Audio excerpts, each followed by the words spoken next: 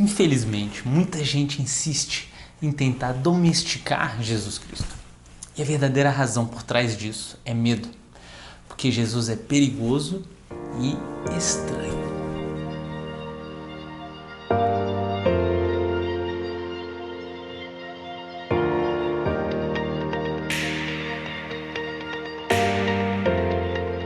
E aí, tudo bem? O que é domesticar Jesus? Antes de falar sobre isso, se você curte o Outsiora, lembra de seguir a gente, compartilhar com quem você conhece. Nosso objetivo é quebrar a visão distorcida que muita gente tem da religião católica, de Cristo. E a sua ajuda é muito bem-vinda e é essencial. Em uma dessas visões distorcidas, alguns buscam interpretar a ressurreição de Cristo não como algo que tenha realmente acontecido, mas com uma história contada pelos discípulos depois da morte do Mestre. Histórias inventadas e cheias de simbolismo que tentariam expressar o sentimento de que a causa de Jesus continuaria. Nessa visão, Jesus foi um grande líder espiritual, um guru, um professor, dentre muitos. Os milagres relatados pelos apóstolos teriam sido apenas histórias cheias de metáforas que representariam ensinamentos maravilhosos. Jesus não andou sobre as águas, não curou as doenças das pessoas, não multiplicou os pães e peixes, não ressuscitou. Esse Jesus domesticado é muito mais simples de aceitar, mas mais importante, pode ser falho, como todos nós, e apenas humano, e isso permite que ele seja controlado. Esse é o único caminho que permite que eu fale que gosto de algo que Jesus disse, mas não gosto muito dessa outra parte. Permite que eu encaixe ele em uma parte da minha vida, mas deixe ele de fora de onde eu não quero que as suas ideias se intrometam. O Jesus domesticado não dá medo. Ele não tem poder sobre mim. Eu que tenho poder sobre ele. Eu escolho como um buffet o que eu quero e o que eu não quero.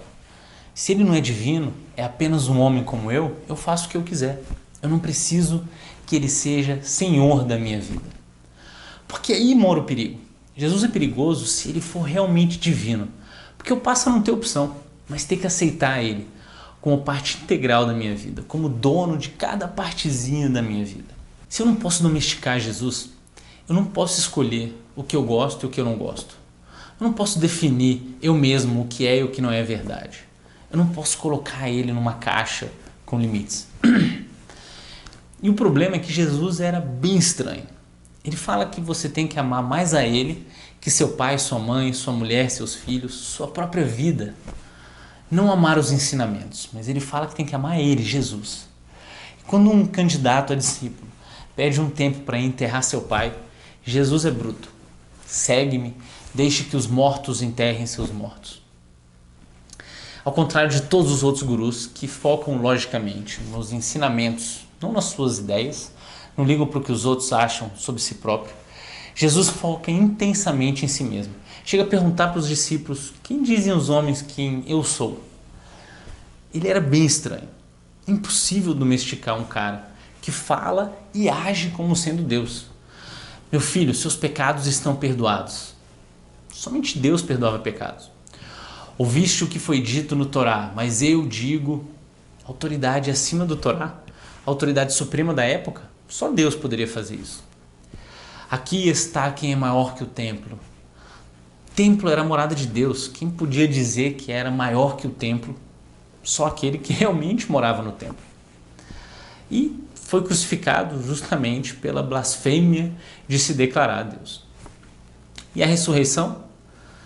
Uma história simbólica inventada pelos apóstolos em prol da causa de seu mestre que continuaria mesmo após ter sido morto? Impossível.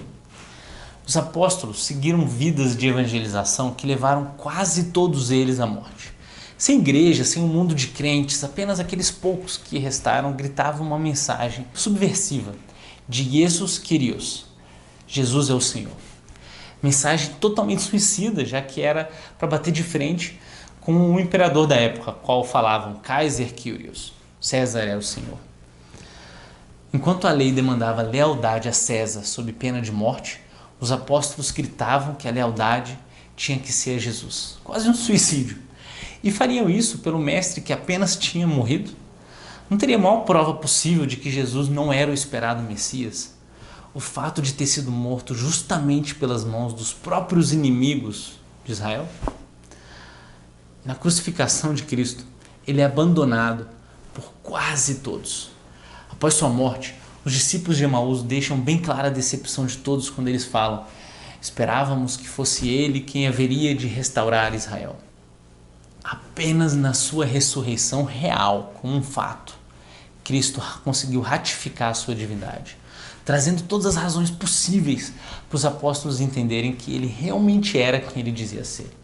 Somente a sua ressurreição, não domesticada, mas estranhamente verdadeira, justifica todos os martírios que ocorreram dali para frente na fundação da religião cristã. Jesus não pode ser domesticado, controlado, compartimentalizado em um canto da cabeça, picado e aceito em partes, como muita gente da nossa sociedade insiste em fazer. Jesus não era um líder espiritual bonzinho. Jesus era perigoso, porque ele não trouxe o sentimentalismo que a gente quer, mas a verdade que a gente precisa. E ele era estranho, estranhamente divino.